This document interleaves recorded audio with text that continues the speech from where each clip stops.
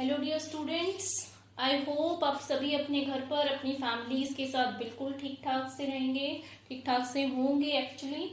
Okay, now let us proceed this chapter first of chemistry of class 9th, that is matter in our surrounding.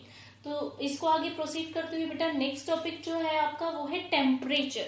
तो what is temperature? Temperature is basically degree of hotness and coldness. कोई चीज कितनी ज्यादा गर्म है या कितनी ज्यादा ठंडी है उसका जो मेजर होता है उसको हम क्या बोलते हैं? टेम्परेचर बोलते हैं. टेम्परेचर बेटा जनरली टू स्केल्स पर जो है वो कैलकुलेट किया जाता है. One is kelvin scale and another is degree Celsius और सेल्सियस स्केल. जो सेल्सियस स्केल होता है बेटा उस पर डिग्री सेल्सियस में हम डिग्री डिनोट करते हैं, और जो केल्विन स्केल होता है केल्विन पर जब हम टेम्परेचर को केल्विन यूनिट में मेजर करते हैं तो उसको हम के से डिनोट करते हैं. ओके, टेम्परेचर की जो एसआई यूनिट होती है बेटा वो केल्विन होती है. केल्विन स्केल पर सभी यूनिट्स पॉजिटिव होती हैं. 0 डिग्री सेल्सियस का मतलब होता है बेटा 273 केल्विन. तो यहां से बहुत सिंपल से न्यूमेरिकल्स आपकी बुक के अंदर दे रखे हैं कि सपोज इतने डिग्री सेल्सियस है तो आप उसको केल्विन में कन्वर्ट करो, या इतनी केल्विन है तो उसको आप डिग्री सेल्सियस में कन्वर्ट करो. ऑब्वियसली बात है बेटा, अगर सेल्सियस को आपको केल्विन में कन्वर्ट करना है तो आप उसके अंदर 273 ऐड कर दें, और आपको अगर केल्विन से वापस से डिग्री सेल्सियस में कैलकुलेट करना है तो उससे आप 273 जो है वो सबट्रैक्ट कर दें. Okay, now let us discuss the change of states of matter.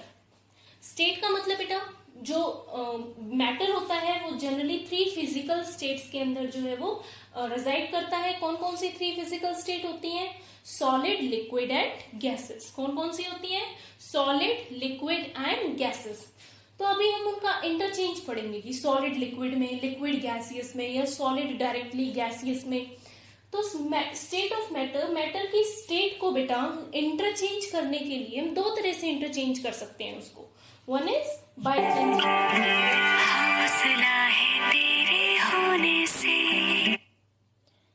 One is बेटा by changing the temperature, temperature change करके, and second is by changing the pressure, pressure change करके. अगर हम टेम्परेचर की बात कर रहे हैं दैट मीन्स उसको हम कूल करके या उसको हम हीट देकर जो है हम उसकी स्टेट को चेंज कर सकते हैं. और प्रेशर से मतलब उसको हम कंप्रेस करके या वापस से उसका कंप्रेशन हटा के हम जो है उसकी स्टेट को चेंज कर सकते हैं. ये सभी टर्म्स के साथ बेटा आप ऑलरेडी जो है वो अच्छे से फैमिलियर है, फिर भी हम इसको एक बार रिवाइज कर लेते हैं. First is melting point. What is melting point? Melting point is defined as the point of temperature where any solid starts changing to its liquid state at atmospheric pressure. वो टेम्परेचर जिस temperature पर कोई भी solid उसकी liquid form में change होना start हो जाए और प्रेशर क्या हो? Atmospheric pressure. हम प्रेशर में कोई चेंज ना करें, that is called as its melting point. For example, melting point of ice is 0 degree Celsius. तो मेल्टिंग पॉइंट में बेसिकली क्या चेंज हुआ बेटा? सॉलिड स्टेट लिक्विड में चेंज होने लग जाएगी. And melting is also known as बेटा फ्यूजन. मेल्टिंग को क्या भी बोला जाता है? फ्यूजन. यहां हम छोटी सी चीज समझने की कोशिश करेंगे बेटा कि जो एक्चुअली में चेंजेस होते हैं वो चेंजेस स्टेट के अंदर क्यों होते हैं. Let us discuss that. Changes basically क्या होते हैं बेटा? फॉर एग्जाम्पल मैंने आपको लास्ट लेक्चर्स के अंदर फोर्सेस ऑफ अट्रैक्शन के बारे में बताया था कि सपोज ये मैटर है, मैटर के पार्टिकल्स हैं, तो ये पार्टिकल्स एक फोर्स ऑफ अट्रैक्शन से एक दूसरे के साथ अट्रैक्टेड है. जितना ज्यादा फोर्सेस ऑफ अट्रैक्शन होगा दैट मीन्स उसको ब्रेक करने में उतना ही ज्यादा उसको हीट देनी पड़ेगी, दैट मीन्स उतना ही उसका मेल्टिंग पॉइंट ज्यादा होता है.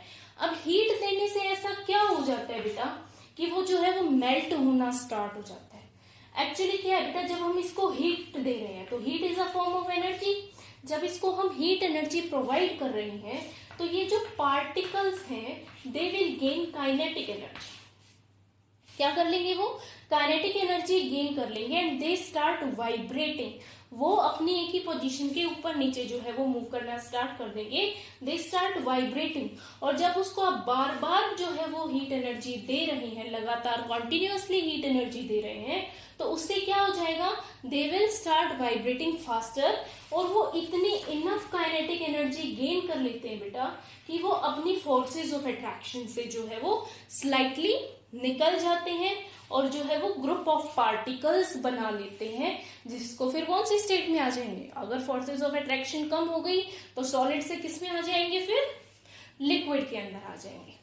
तो समझ आया, हीट देने से क्या हो रहा है, हीट देने से particles will gain kinetic energy and they start vibrating and their forces of attraction becomes weaker and they will start melting and that solid starts melting. Okay, जिन बच्चों को नहीं पता व्हाट इज काइनेटिक एनर्जी, तो फिर से repeat कर देती हूँ बेटा।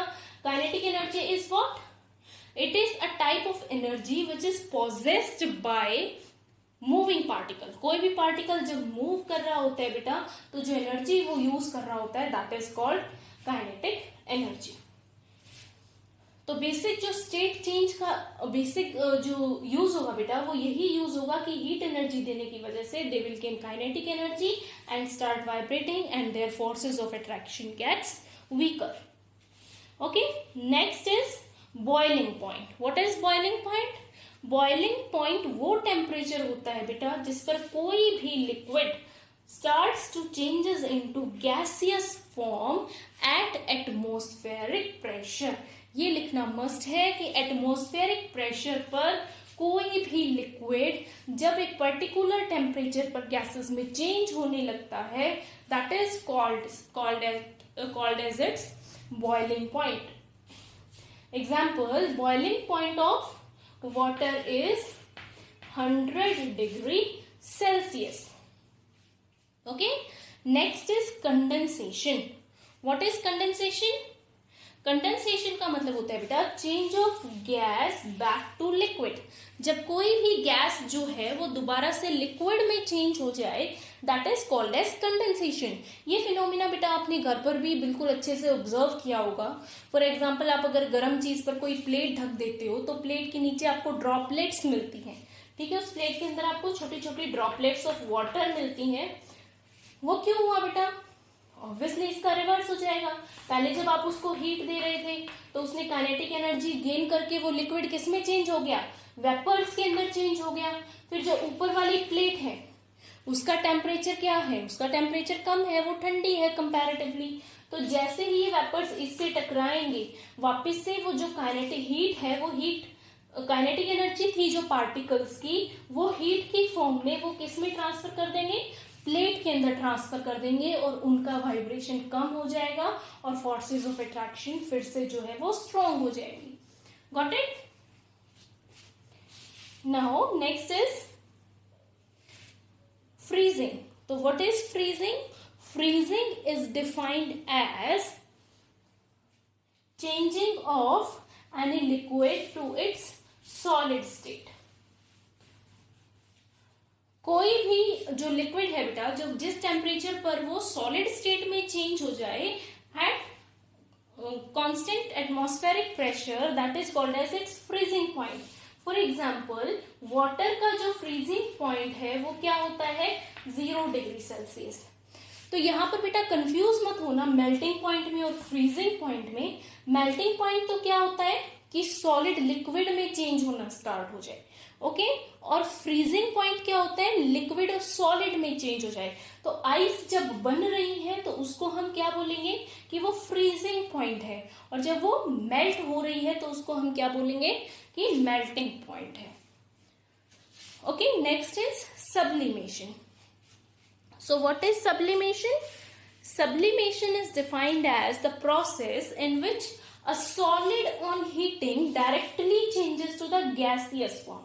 जनरली हमने क्या पढ़ा? सॉलिड जो है वो लिक्विड में चेंज हो रहा है, लिक्विड जो है वो गैसेस में चेंज हो रहे हैं। लेकिन कुछ एक सॉलिड्स ऐसे भी होते हैं, जैसे कैम्फर होता है बेटा, नैफ्थलीन बोल्स होती हैं, ओके, या फिर अमोनियम क्लोराइड होता है, जो कि डायरेक्टली आप उसको हीट करोगे तो वो किस में कन्वर्ट हो जाएगा? गैसेस के अंदर कन्वर्ट हो जाएगा। तो ये तो सारे इफेक्ट्स थे बेटा किस चीज के? These are the effect of changing in temperature, कि हम टेम्परेचर की हेल्प से जो है वो क्या कर रहे हैं, किसी भी स्टेट के अंदर जो है वो चेंज कर रहे हैं। Next is changing in pressure, changing of state of matter by using pressure. ये मैं आपको पहले भी करवा चुकी हूँ बेटा प्रेशर वाला। प्रेशर सिर्फ किस चीज के ऊपर अप्लाई हो सकता है, यानी कोई भी चीज, प्रेशर अप्लाई करने का मतलब क्या, कि किसी भी चीज को आप कंप्रेस करने की कोशिश कर रहे हो, तो वो कंप्रेशन सिर्फ किस में हो सकता है, only in gases, gases to liquids. और उसको हम क्या बोलते हैं, that process is called as liquification, that process is called as liquification. जैसे कि हमारे घरों में जो एलपीजीज यूज होती हैं, लिक्विफाइड पेट्रोलियम गैस, या फिर CNG, compressed natural gases. Okay, इसके बाद हम जो है बेटा बहुत important topic that is latent heat जो है वो नेक्स्ट लेक्चर में डिस्कस करेंगे। Okay, thank you, have a good day.